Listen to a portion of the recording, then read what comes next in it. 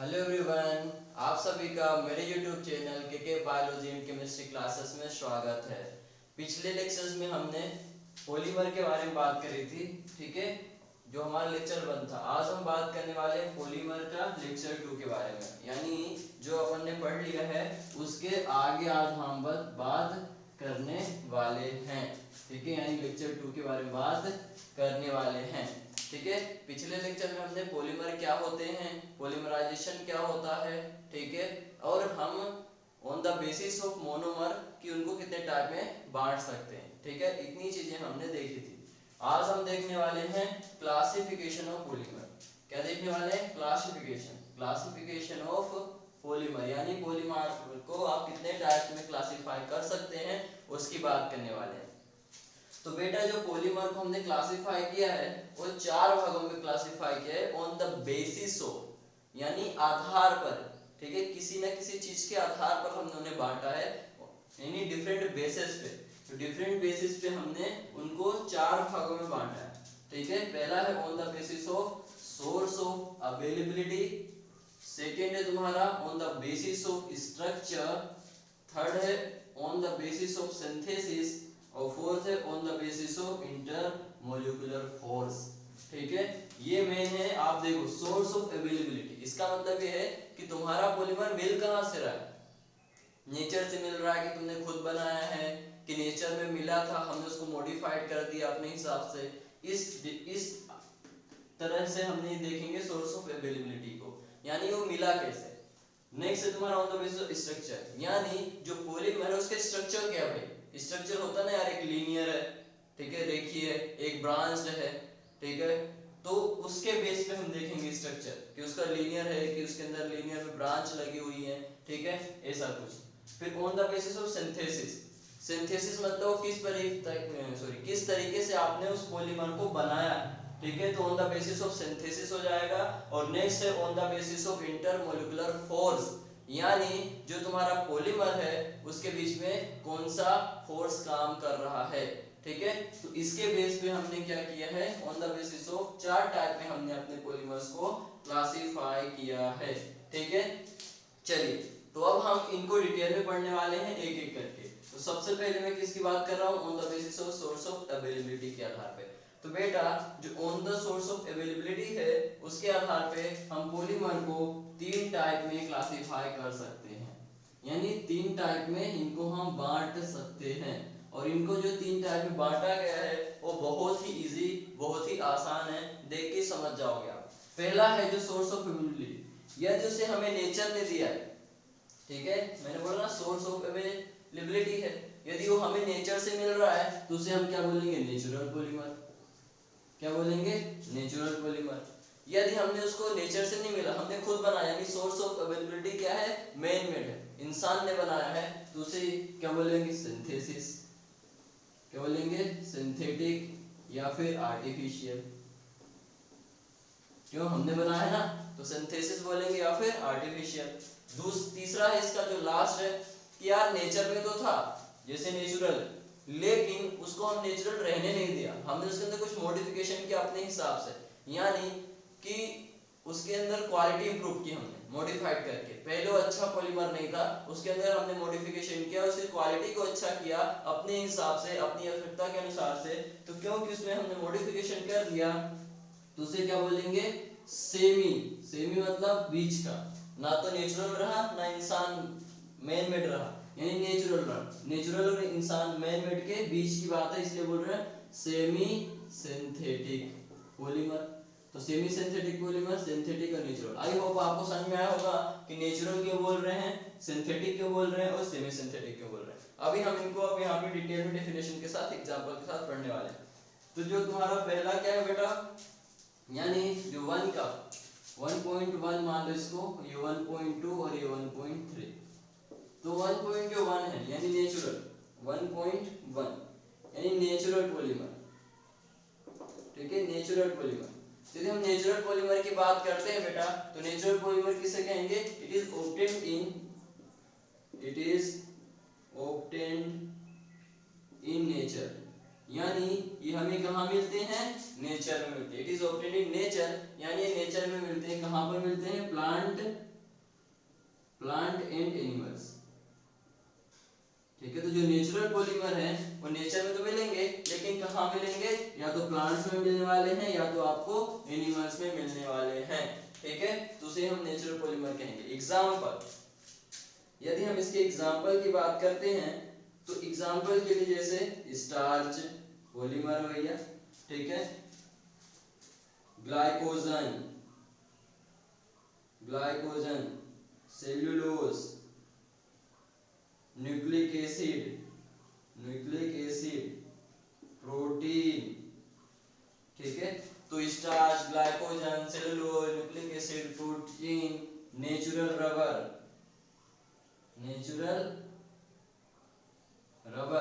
ठीक है, तो स्टार्च हो गया, ग्लाइकोजन हो गया, सेलुलोज हो गया, न्यूक्लिक एसिड हो गया, प्रोटीन हो गया और नेचुरल रबर हो गया। ठीक है, इस और बहुत सारे, ठीक है, और भी बहुत सारे जो एग्जांपल हो क्या है? नेचुरल। ठीक है, नेचुरल पॉलीमर है। ठीक है, इनको starch, glycogen, cellulose, nucleic acid, protein, इनको हम आगे, ठीक है, इनको हम आगे बहुलक सॉरी बायोमोलिक्यूल्स पढ़ने वाले। ठीक है, तो बायोमोलिक्यूल्स में को आगे हम आगे देखेंगे डिटेल में। ठीक है, चलो, तो अभी कोई मतलब नहीं इनके स्ट्रक्चर वगैरह मैं वहां पे बताऊंगा। ठीक है, नेचुरल रबर बता देता हूँ कि नेचुरल रबर क्या होता है, जो नेचर में पहले से मिलती है। ठीक है, इसका स्ट्रक्चर क्या होता है बेटा?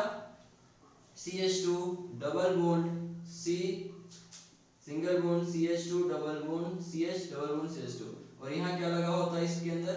CH3। ठीक है, तो ये स्ट्रक्चर है किसका? तुम्हारे नेचुरल रबर का। ठीक है, ये स्ट्रक्चर किसका है? नेचुरल रबर का, और इसी को हम बोलते हैं आइसोप्रीन। क्या बोलते हैं इसको? आइसोप्रीन। नेचुरल रबर है ये, और इसका नाम क्या होता है? आइसोप्रीन। आई बात समझ में? तो आइसोप्रीन को ही नेचुरल रबर कहा जाता है, और जिसकी संरचना क्या है, स्ट्रक्चर क्या है? ये CH2 डबल बॉन्ड C, ठीक है, ब्रांच में लगा है CH3, single bond CH double bond CH2। तो ये हो गया तुम्हारा नेचुरल पॉलीमर। तो क्या होगा? It is obtained in the nature, यानी प्लांट और एनिमल से मिलेगा। ठीक है, ये एग्जांपल होंगे। ठीक है, starch, glycogen, cellulose, nucleic acid, protein, इनको अपन डिटेल में पढ़ेंगे। ठीक है, और इसको अभी मैंने यहाँ पे आपको थोड़ा सा बता दिया, इसका फॉर्मूला क्या है। ठीक है, पूछा जाता है। ठीक है, चलो एक चीज ध्यान रखना बेटा, मैंने क्या बोला था कि प्लांट्स एनिमल्स में के अंदर मिलते हैं। देखो स्टार्च, ग्लाइकोजन, सेलुलोज, जितने भी मैंने यहाँ बात करी है वो सब या तो प्लांट्स में मिलने वाले हैं या एनिमल्स में मिलने वाले हैं, यानी सोर्स ऑफ अवेलेबिलिटी क्या है? क्या नेचर है, लेकिन नेचर में कौन है? प्लांट और एनिमल्स है। क्लियर है? चलो नेक्स्ट आते हैं। नेक्स्ट है बेटा सिंथेटिक, यानी आर्टिफिशियल, जो हमने बनाया है। ठीक है, तो उसको अपन देख लेते हैं। ठीक है, चलिए, तो अब हम देखने वाले हैं सिंथेटिक यानी आर्टिफिशियल, यानी 1.2 के बारे में बात करने वाले हैं। 1.2 क्या है?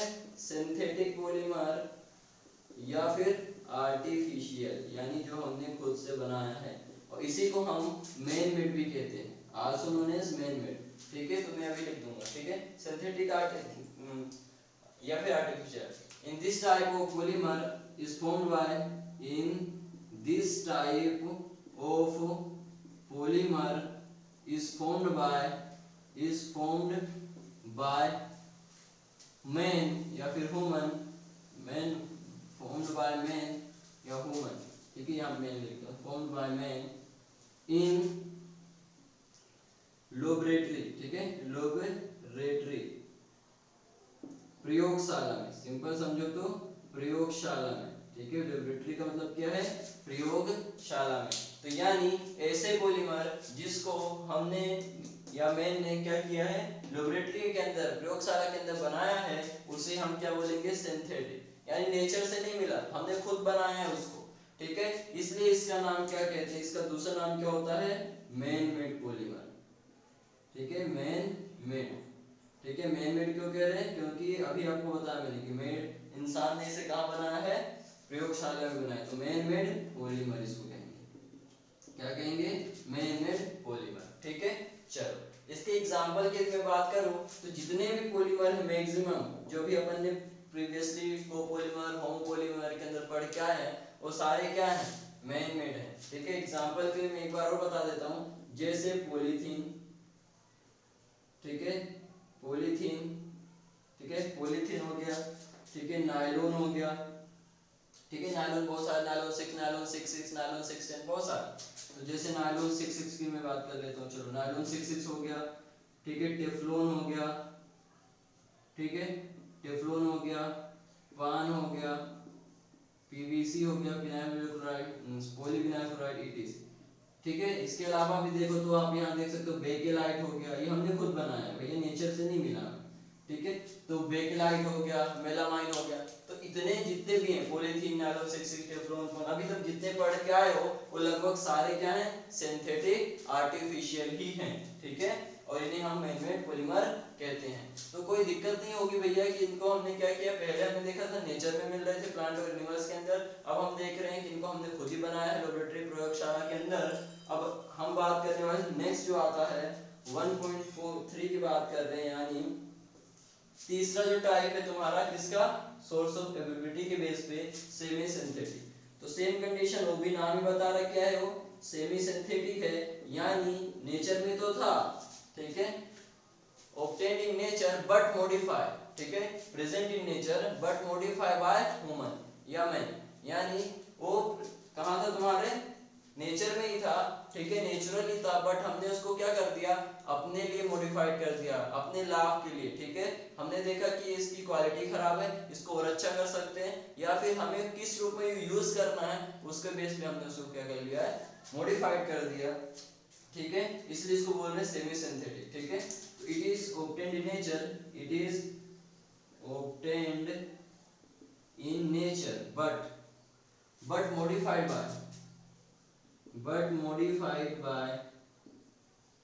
man, ठीक है, but modified by man, ठीक है, यानी ये मिलते तो नेचर में ही थे, बस इनको हमने क्या कर दिया है, मॉडिफाइड कर दिया और उनको किसमें कन्वर्ट कर दिया, सेमी सिंथेटिक के अंदर। इसका एग्जांपल, दो एग्जांपल बहुत फेमस है, वही आप ध्यान रखो, नाइट्रोसेलुलोज, एक है नाइट्रोसेलुलोज, ठीक है, नाइट्रोसेलुलोज, और यहाँ पर दूसरी बात करता हूँ मैं सेमी सिंथेटिक के अंदर, तो एक तो नाइट्रोसेलुलोज हो गया और दूसरा इसके अंदर है वल्केनाइज्ड रबर, ठीक है। तो इन दोनों का नाम याद रखना बेटा, क्योंकि इसके एग्जांपल दो ही हर बुक में दिए हुए हैं सेमी सिंथेटिक के अंदर, कि एक इसके एग्जांपल नाइट्रोसेलुलोज दिया है और दूसरा एग्जांपल इसका क्या है, तो वल्केनाइज्ड रबर, दोनों ही बहुत फेमस हैं, ठीक है, तो इनको याद रखना, ठीक है। चलिए, हाँ, एक चीज और सिंथेटिक के अंदर, जैसे वहां पर नेचुरल के अंदर नेचुरल रबर था, वैसे सिंथेटिक यानी आर्टिफिशियल के अंदर एग्जांपल में क्या आ जाएगा, एक और एग्जांपल जोड़ रहा हूं जो मैंने मिस कर दिया है, जो इंपॉर्टेंट है, आर्टिफिशियल रबर, ठीक है, आर्टिफिशियल रबर, इसका फॉर्मूला मैं बता देता हूँ, इसका फॉर्मूला क्या है, ठीक है। एक चीज और ध्यान रखना, पॉलीथीन का फॉर्मूला मैं यहाँ पे डिस्कस नहीं कर रहा हूँ, कर चुका हूँ पहले ही, ठीक है, आगे भी करूंगा, नायलॉन का भी कर चुका हूँ, आगे करूंगा, टेफ्लॉन का भी कर चुका हूँ पिछले लेक्चर्स के अंदर, ठीक है।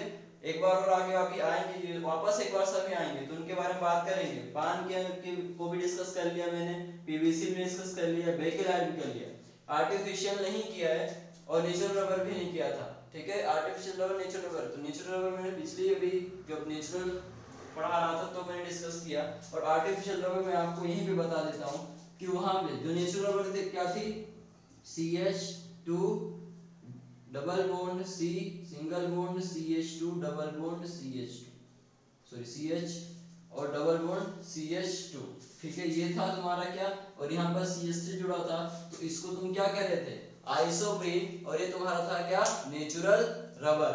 लेकिन यदि तुम इसको रिमूव करके यहाँ Cl लगा दो, कुछ नहीं करना, जैसे पॉलीथीन वगैरह में पर रिमूव करके हाइड्रोजन लगा देते, तो यहाँ पे हमने क्या किया, रिमूव करके CH3 को Cl लगा दिया है, तो ये तुम्हारा बन जाता है आर्टिफिशियल रबर, ठीक है, क्या बन जाता है, आर्टिफिशियल रबर, ठीक है। और इसको जो इसका दूसरा नाम है, इसको क्लोरोप्रीन भी बोल सकते हैं, क्योंकि तुम्हें दिख रहा है Cl लगा है, या फिर इसको नियोप्रीन भी कहते हैं, तो नियोप्रीन या क्लोरोप्रीन इसका नाम है, ठीक है। तो क्लोरोप्रीन या नियोप्रीन हम आर्टिफिशियल रबर को कह सकते हैं, और आइसोप्रीन किसको कहते हैं, नेचुरल रबर में। याद रखना बेटा, ऑब्जेक्टिव में पूछता है, ठीक है, नीट में भी और बोर्ड एग्जाम में भी, इसलिए इसको ध्यान रखना, ठीक है। चलिए, तो ये हुआ हमारा, खत्म हो गया क्या, नेचुरल, सिंथेटिक और सेमी सिंथेटिक टाइप पॉलीमर। ठीक है।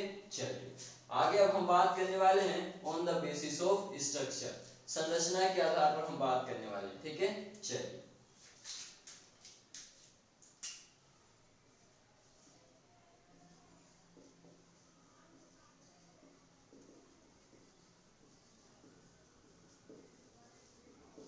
ठीक है, तो चलिए अब अपन आगे देखने वाले हैं, ठीक है। अभी क्या देखा था, सोर्स ऑफ अवेलेबिलिटी के बेस पे टाइप ऑफ पॉलीमर। अब हम देखने वाले हैं on the basis of structure, यानी जो सेकंड टाइप था क्या था, सोर्स ऑफ स्ट्रक्चर के बेस पे, उसके बारे में हम अभी बात करने वाले हैं, ठीक है। चलिए तो स्ट्रक्चर के बेस पे बेटा हमने पॉलीमर को वापस से तीन टाइप में बांटा है। पहला है लीनियर, ठीक है, पहला है लीनियर, ठीक है, यानी लीनियर पॉलीमर।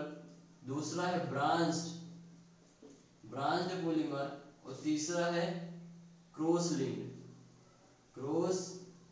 लिंक्ड पॉलीमर, ठीक है। तो पहला है लीनियर पॉलीमर, ठीक है, दूसरा है ब्रांच और तीसरा है क्रॉस लिंक्ड पॉलीमर, ठीक है। बहुत आसान है बेटा, जैसे कि नाम बता रहा है ये लीनियर होगा, ठीक है, इसके अंदर ब्रांच लगी होंगी, और क्रॉस लिंक को अभी मैं समझाता हूँ कैसे बनेंगे। तो इनको हम बात करने वाले हैं। सबसे पहले मैं बात करने वाला हूँ 2.1 की। 2.1 यानी लीनियर की बात करने वाला हूँ। तो लीनियर क्या होते हैं, ठीक है, लीनियर कैसे बनते हैं, तो पहले ये पता होना चाहिए।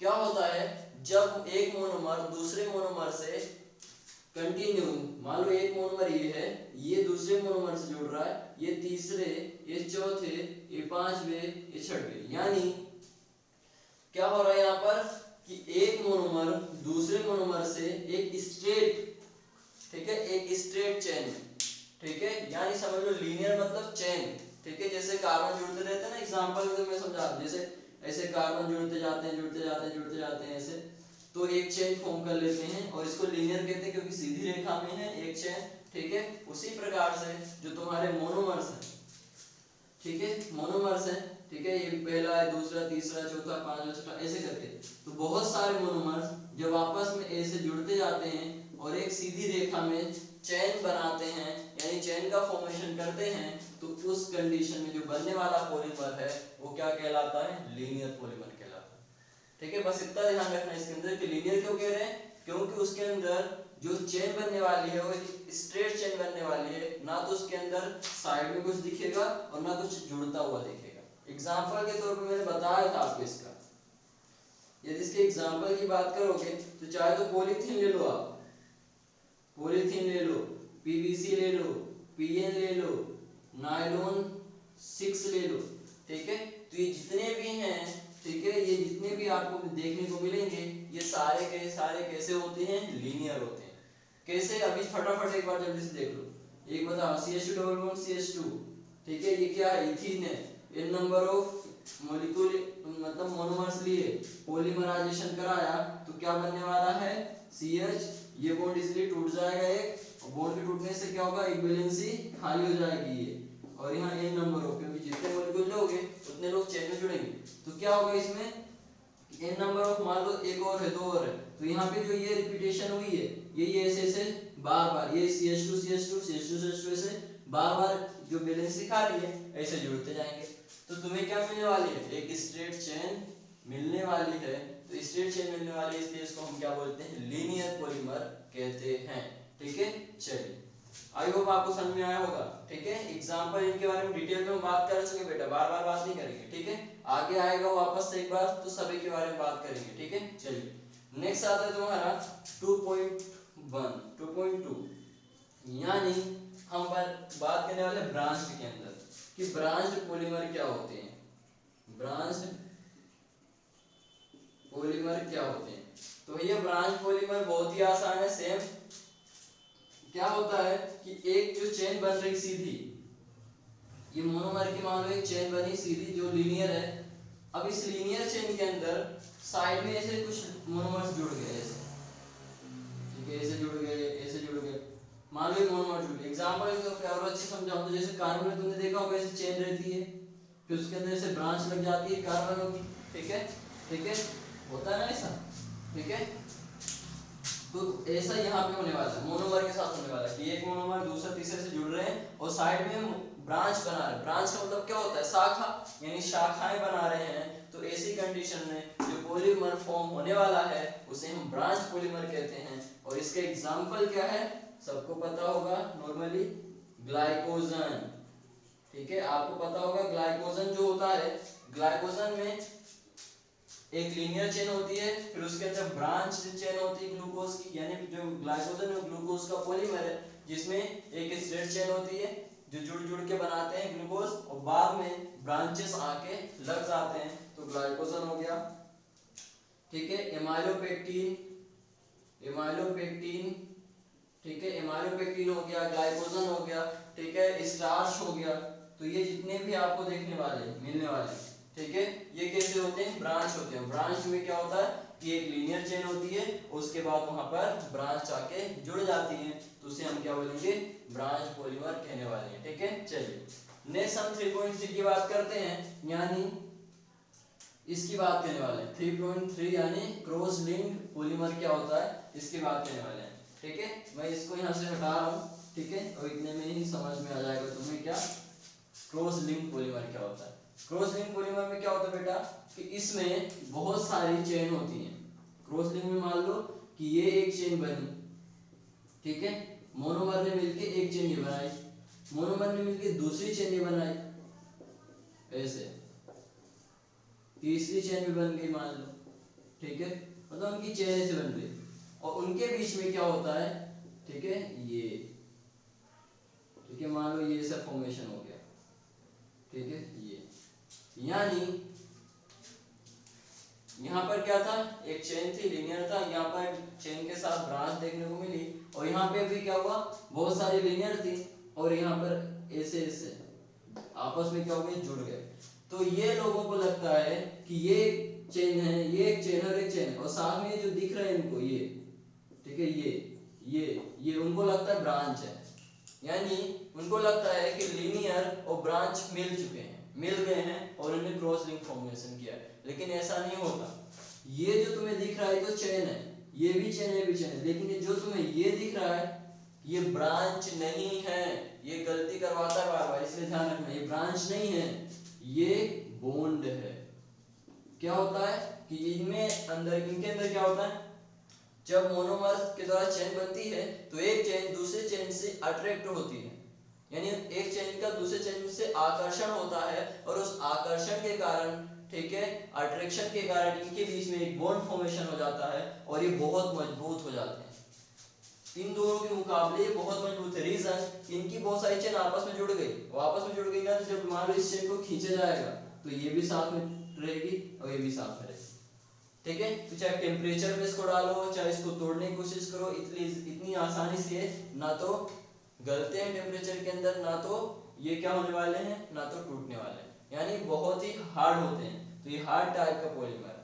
ठीक है, तो इसमें आता है, इसका जो एग्जांपल है बेटा, ठीक है, उसको एक एग्जांपल से मैं तुम्हें समझाऊंगा बाद में, अभी एग्जांपल मैं लिख दे रहा हूं। इसका एग्जांपल है बेकेलाइट। क्या है, बेकेलाइट, मेलमेक, ठीक है, जिसको हम बोलते हैं मेलामाइन रेजिन, मेलामाइन रेजिन। ठीक है, तो ये दो एग्जांपल मैं अभी आपको बता रहा हूँ। ठीक है, इनको स्ट्रक्चर ऐसी चेन बना के बताऊंगा मैं।